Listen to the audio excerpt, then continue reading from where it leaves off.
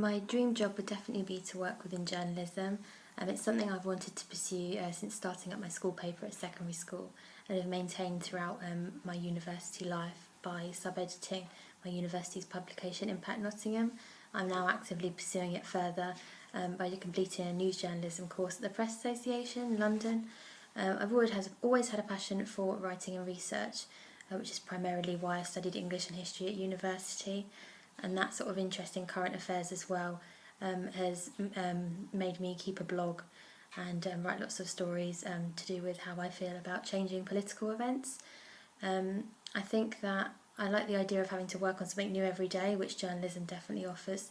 You never know what's going to happen on a daily basis in the journalism industry, and I think I cope well under pressure, and obviously journalism is a very pressurised environment. I have a keen interest in education, and it's been a topic I've reported on a lot for my university's publication. I've covered things like rising student loans, the changes to the postgraduate loans, and also more recently the potential increase of grammar schools that Theresa May has imposed.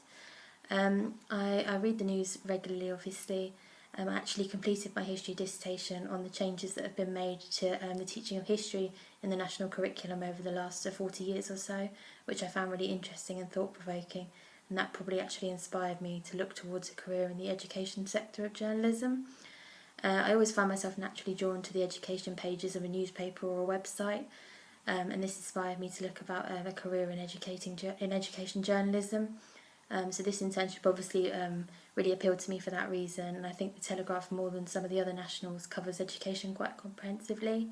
For the past 3 years I've covered GCSE and A-level results for my local papers on social media, which has involved live tweeting, and I just really appreciate the opportunity to work with one of the most popular and highly regarded UK newspapers, and especially as it's to do with education, which is an area that really appeals to me.